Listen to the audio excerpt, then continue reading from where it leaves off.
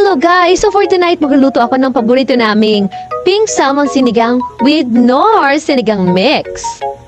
Alam niyo ba, sa tuwing magluluto ako ng sinigang na pink salmon, piniprito ko muna. Sobrang lansa kasi talaga ng pink salmon at mas masarap talaga kapag pinirito mo muna. So ito ang mga ingredients na kakailanganin natin. Bawang sibuyas, kamatis, luya at dahon ng kangkong. Syempre hindi mawawala ang pink salmon at siling haba.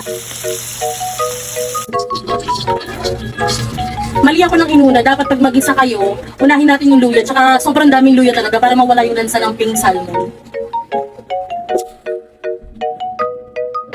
So next na natin ang kamatis.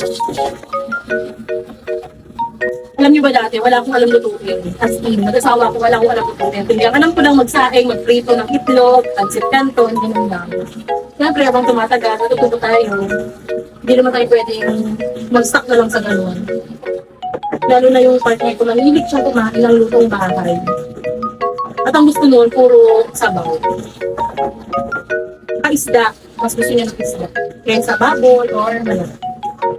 Kaya inaaral ko talaga yung may mga sabaw. Nalutong isda na may sabaw. Pwede kayo maglagay ng ibang gulay pero mas prefer ko tong kangkong kasi mas mura, 10 lang. So guys, kumukulo na siya kaya lalagyan natin ating pink salmon. Guys, sobrang sarap nito. Promise. Paglulutuan ko yung pinakamamahal kong kasama. Kiss muna. Ay, hindi ko pa pala siya asawa. Live-in partner. Sabihin ko sa Siyempre, hindi mawawala ang Nor sinigang mix. Kasi ito yung magpapasarap sa ating sinigang.